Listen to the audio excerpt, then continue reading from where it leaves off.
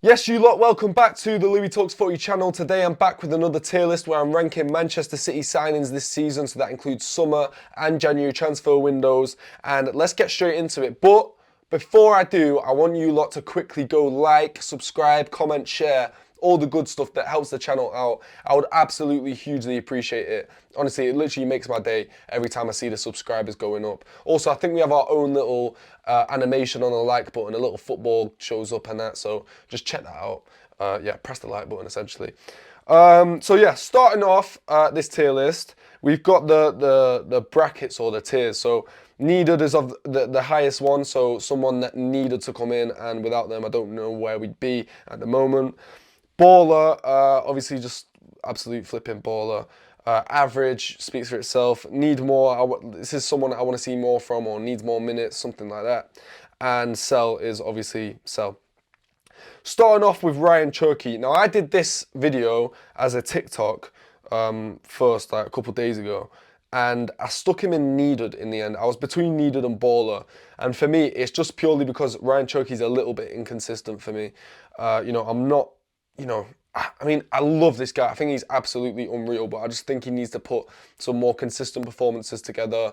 And also his decision making at times isn't spot on for me. I feel like he can be a little bit selfish, or he can try a few flicks and tricks in the middle of the park where he shouldn't be doing it and lose the ball. But on the whole, this guy's got magic in his boots. His boots are brush. He's the artist. And the pitch is his canvas, and this guy just, yeah, he just loves playing football, and you can tell that. He's the kind of footballer that you want to watch. Plays with freedom, style, you know what I mean, swagger. I really love Ryan Cherky, and I feel like there's been a few moments this season where he has been really clutch. For example, the Forest game, he's obviously scored the winner in that match, and obviously if it goes down to the title race with Arsenal, and it comes down to a few points, that could be the difference maker. And it was a late goal. Cherky is a big player for Manchester City at the moment. And yeah, I feel like if we didn't have him in the side, if we hadn't signed him in the summer, and you're looking at the other players for like a creative outlet, like the likes of Foden, who's been largely ineffective this season, I feel like when you look at it like that, Cherky has to be needed. But yeah, you lot let me know in the comments whether you think Cherky should, or where you think Cherky should be. Now on to our first January signing, obviously Mark Guehi. This guy was an absolute bargain, a steal of epic proportions. We absolutely robbed Crystal Palace here. Someone called the police and arrested Manchester City. 20 million for this guy. He's like a best in class in the Premier League. It's obviously on quite high wages, but listen, I'm not paying them wages, so I'm not really fussed. And when we have, like a defensive injury crisis, it was such good timing to bring Mark Guehi in, and I feel like you can already see the impact he's had on the squad. He's settled in straight away. He's taken to it like a duck to water. I really like Mark Guehi. Even his ball playing ability, he looks so confident on the ball, spraying balls over to Marmoush and Semenyo. Yeah, I really like this guy. Obviously, we've only seen him have one game in a Manchester City shirt so far, so this is kind of more of like a prediction of what he's going to do. But yeah, Mark Guehi needed. I think that's also the context behind him coming in as well, with the injury crisis we've had, like I mentioned. But yeah, listen, I love Mark Guehi. I literally am in love with this guy, no homo. On to Donnarumma now. This is, we're going to go 3 for 3 here, because without a shadow of a doubt, this guy is needed. And you know what? Like I said, I posted this video as a TikTok first. I did like a little quick 1 minute TikTok for these transfers, and someone put Donnarumma needs to be sold. Or this might have been in my YouTube comments actually.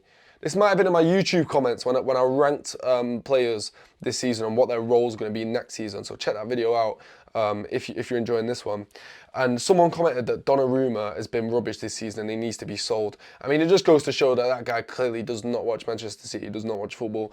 Listen, mate, if you're watching this video, just unsubscribe if you are. So you're probably not subscribed, but stop watching the video right now and never watch the channel again, because that was a horrendous take. Donnarumma, listen, this category is called needed, and without Donnarumma this season, I don't know where Manchester City would be. Even that Manchester United game where, we were so poor, and obviously they scored 5 goals in total, because obviously they scored 3 goals that were ruled out. But even aside from that, if we didn't have Donnarumma there, it could have been a cricket score. Like, honestly, some of the saves this guy's pulled off this season been absolutely massive, and he saved our arse a fair few times. I don't think anybody can not put Donnarumma in needed. Every team needs Gianluigi Donnarumma, definitely. Antoine Semenyo, Jesus Christ. Listen, I'm actually not glazing, and I'm not just being biased, but... See, I was going to go straight for needed there. I'm going to stick him in needed for now, just while I explain my thought process behind it, and then we can have a little look at it. But Antoine Semenyo, like I say, with Guehi and Semenyo, I feel like because we were in such a difficult position when these two come into the side, you know, the context behind it is massive. And when you put the context and the name of the category needed, like we needed two people to, or you know, we needed players to come into this side and give us a boost. And I think Antoine Semenyo has come into this side and given us a boost. Even when you look at the minutes he's played and the GA he's already, you know, the output he's already produced for Manchester City, it's big. And I definitely think it's given a boost of energy to our forward line. And, you know, I really like Antoine Semenyo. I think he's going to be another great player for City. I'm finding it difficult to not put this guy in needed. I feel like if anyone's not needed right now, it's Turkey. I feel like maybe I'm pushing it a bit. And you know what? I'm going to drop him down to baller. I feel like I'm pushing it a bit, putting 4 in needed. Especially with the way we've been performing this season. You know, we're not like... I don't know. Yeah, I'm sticking him in baller. All right, Ryan Aït-Nouri. Right, this is one where... If you'd have asked me this before the Galatasaray game, I would have just stuck him straight in need more. And it's still going to be need more, but I feel more confident with Ryan Aït-Nouri. You know, he's had some decent minutes recently, and I do really like the look of him. Even at Wolves, I loved Ryan Aït-Nouri. Like I say, he carries the ball so well, you know, with confidence. He's coming forward, he looks great. And defensively, he knows all right, a little bit more suspect, but you can expect that from Guardiola's fullbacks. But yeah, like I say, really like Ryan Aït-Nouri. Even that cross to Haaland in the Galatasaray game, Haaland literally should have scored that. He put it on an absolute plate for him.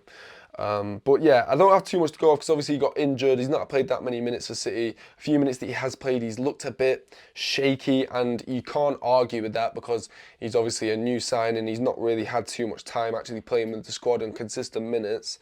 So you can, you know, there's some room for him to, you know, have some time where, you know, few bozo moments or looks a bit off it or not quite settled in.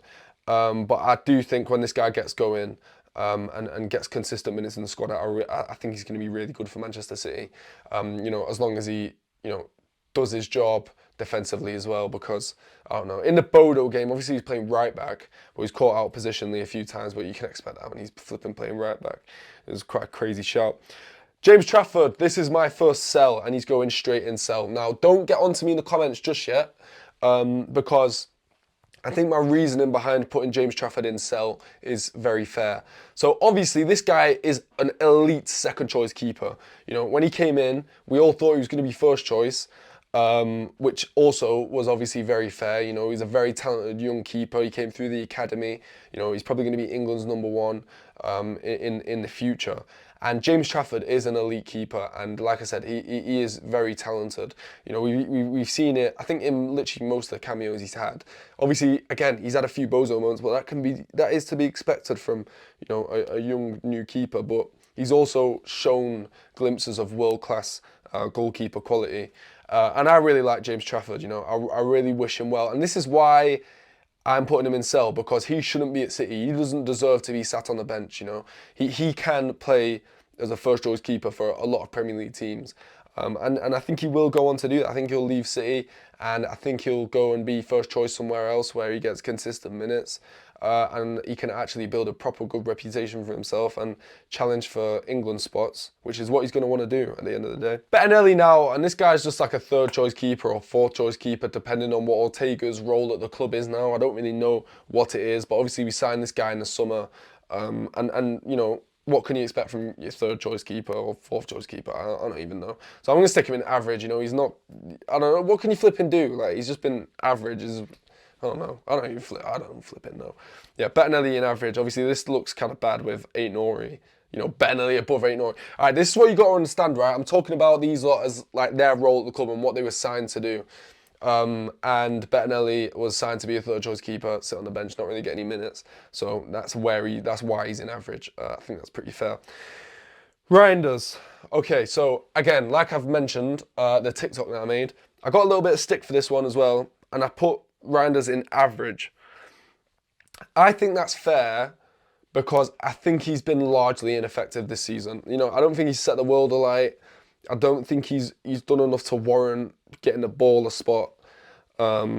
You know, I mean, I think he's needed in terms of like, you know, if we need like another midfielder. If we hadn't signed Reinders, we would have struggled in terms of players. But you know, I feel like the expectation coming in, he was going to be, you know, a Gundo type replacement. And he's not done that. But I feel like with these kind of players, you know, midfielders at Manchester City and Pep Guardiola's system, it takes them a little bit of time to bed in. So, I don't know, you know, Bernardo Silva, Ilkay Gundogan, Rodri, took these, like, you know, maybe a season to bed in. So I find it difficult to... I'm not like looking at Reinders right now and thinking, right, well, this is all Reinders going to be for Manchester City, because I don't think that. I think he's got a lot more to offer. But from what I've seen right now, I'm just going to stick him in average because, yeah, I don't think he's set the world alight. And I'm not, you know, I'm not expecting him to set the world alight in his first season, but you know, I think he's been average. That is my list. You lot, I'm sure you will, but let me know in the comments what I got wrong and what I got right as well. It would be nice to get a few flipping compliments in the comments. But yeah, I'm sure you lot are going to have your opinions and pieces to say on this list. So yeah, let me know in the comments what you lot think. I'll be looking in there and replying to all your comments. I massively appreciate the people who, you know, get in the comments and support me. You know, I really appreciate that. So, you know, get in the comments, get involved, and I will see you lot in a bit.